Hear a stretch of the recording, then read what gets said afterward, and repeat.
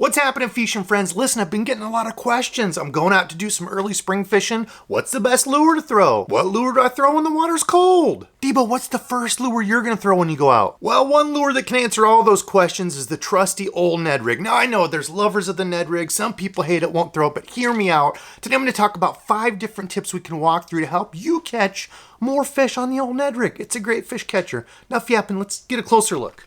Okay, the first tip for Ned rig fishing is use the right jig head. These days, there are a ton of them out on the market. You've got, the old original Ned rig heads. They were an open hook design. They had a little wire keeper down here, and that was all there was to them. Since then, they've all got all kinds of different ones. These are the Ned locks, so they've got a little, like lead kind of keeper here instead of the wire piece. They have some of these, the Ned Lock EWG, so it's a little EWG hook, and the keeper is here. It's this little piece of lead acting as the keeper, which is pretty nice for ElaZtech. Some of the other plastic baits can kind of tear up if you pull it over that, so more for your ElaZtech stuff. All kinds of other companies have their own too. This is like a little tiny finesse one. This is from Eagle Claw. Super sharp hook on it. I've used these. I've actually been pretty surprised by them. They're not heavy wire, so keep that in mind. These do have a little wire guard on them. They've also got those in the open hook design without any sort of wire weedless keeper. Again, they've got their EWG version of it. You can see a little bit shorter piece here where the plastic goes in. So again, maybe more for the ElaZtech. If you've just got a tiny piece there, regular plastic,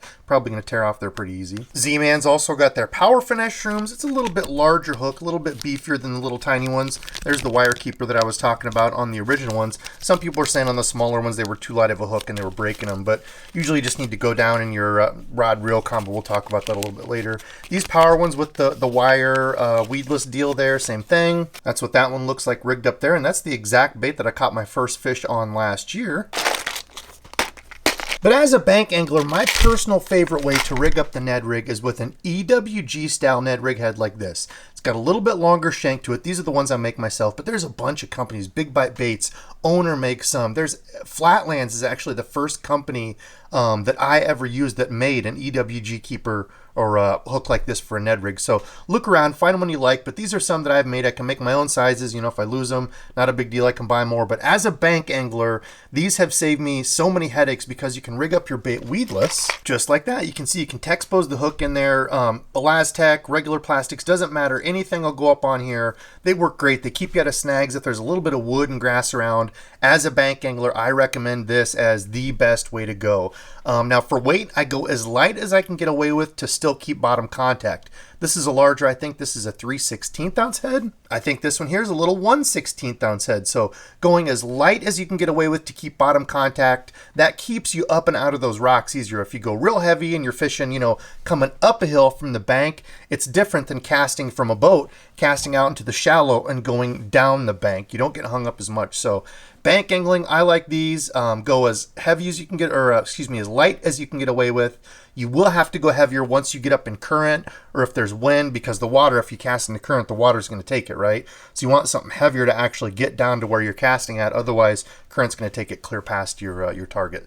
Same thing for wind. It just makes it harder to feel your bait, so you do have to bump up a little bit then, and casting it is a little bit easier too. But that's my number one pick as a bank angler. But hey, don't take my word for it. Try what works for you. A lot of people like this type. If you don't have a bunch of stuff around you, you can go with this open hook design. It does have a better hookup ratio, but I find I get snagged a lot more. So you have to find what works for you. There's lots of options out there. Don't let somebody tell you that this is the only one. There's nothing else out there. You find these on sale, give them a try, and maybe you find a different one you like or something, but mess around with them. There's a ton of different jig heads out there.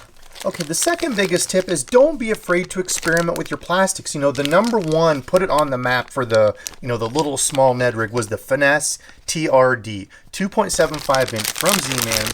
If you've never used a TRD, get out from under your rock and try one. They are an absolute fish slayer. They're ElaZtech, so they're super stretchy. They catch multiple fish. Just don't mix these with your Plastisol regular baits, like worms or grubs or paddle tails. Any of the other stuff that's not ElaZtech that isn't super stretchy, don't mix them, because if they touch each other, they turn into some gross goop stuff. So I always keep my ElaZtechs in the bag so I know what's what. But anyway, the little tiny TRD, great little finesse bait, catches tons and tons of fish. Like I said, it will catch multiple fish. It's a great way to just go out and have fun, see if there's fish in the spot. You know, you can always circle back with something bigger if you're trying for a bigger bite, or if it's one of those days where bites have just been super tough. Downsizing to something like this is a great way to catch those kind of finicky fish. But like I was saying, experiment with your plastics. There's the Elastec TRD Craws, this little tiny 2.5-inch crawfish lure. I have had a ton of success on this on a little Ned rig. It looks like just a little tiny craw. Absolutely gets crushed around here. Also, the TRD Hogs. It's a cool little finesse jig trailer. It's this little, I don't know, two-legged looking creature bug thing.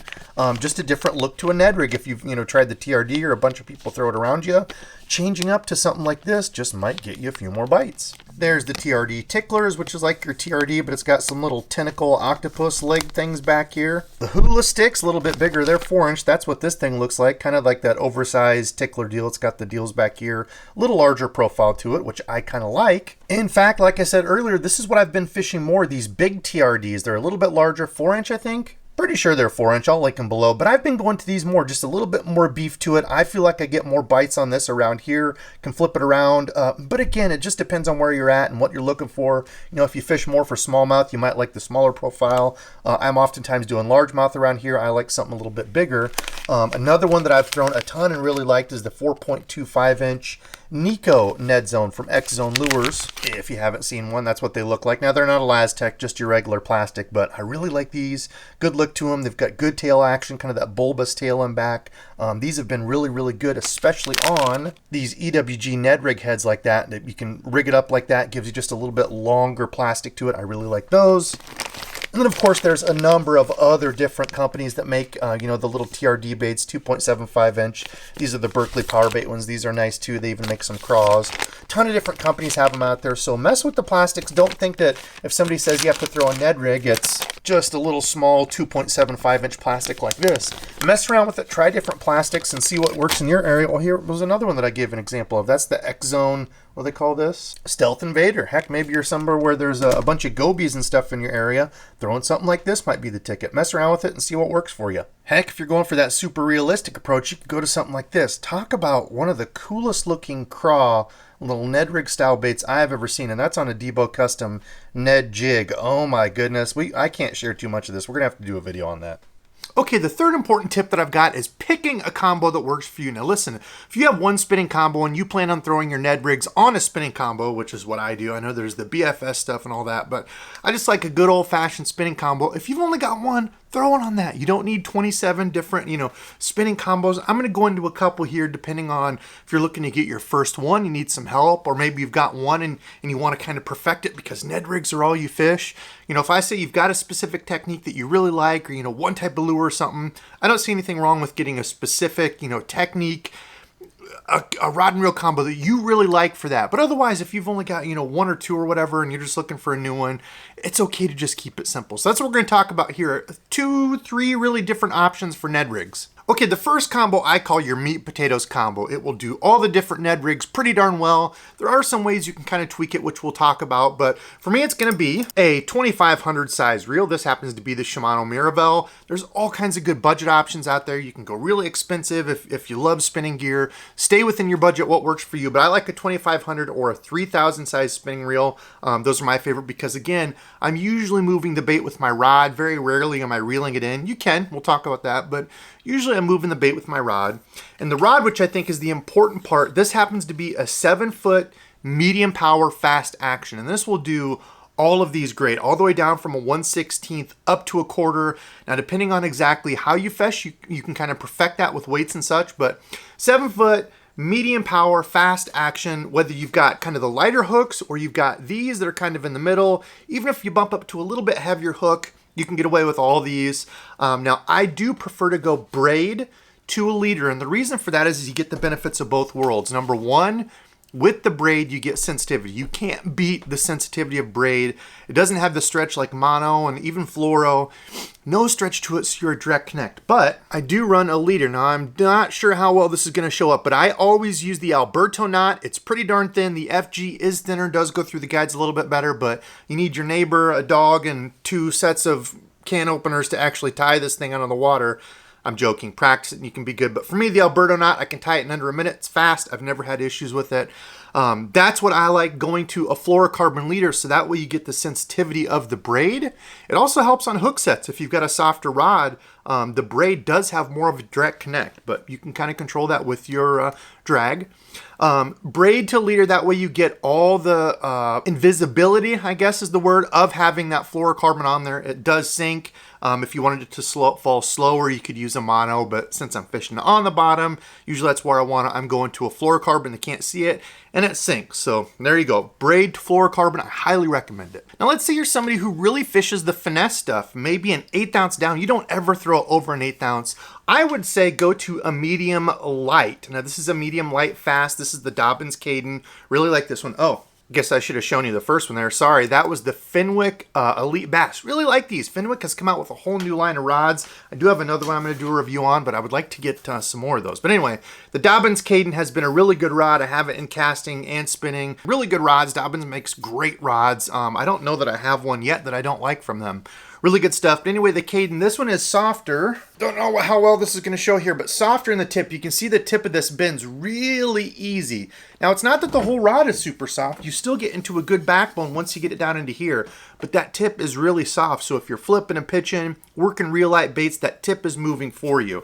Now, as you get to heavier stuff, a light rod like this is going to feel spongy. So if you put a 1/4 ounce on it, throw it out there, it's going to feel kind of spongy before you're actually moving that bait, trying to pull it over rocks, trying to pull it out of vegetation. So this is for all the really, really light stuff. I like this. Again, same thing with the Mirabelle. This happens to be a 3000 size. Those are great reels if you're looking for one. And then the last combo is a medium heavy setup. So let's say you fish a lot of rivers or places where there's current, you know, like I was talking before, times where there's wind. If you're trying to go with a real light bait, it's hard to work that in windy, you know, current conditions. So when I step up to something like this, where I've got current, or if I'm going with bigger hooks, each of these, the lighter you go, the softer the rod is better for those lighter hooks. You know, I compare it to taking a needle and pushing it through cardboard. Super easy, right? Pierces real quick. But if you've got like a decking nail, bigger, thicker, it's hard to push through that cardboard. Same thing for hooks. If you've got a real light wire hook, you can get away with a lighter power rod. The bigger, thicker hook you have, I tend to move up to a medium heavy. Again, you can throw the heavier weights on it. It works for setting the hook. Same thing with the reel. I want a good reel. This happens to be the Daiwa Procyon. It's a 3000 size. Any 2500, 3000 size is great. So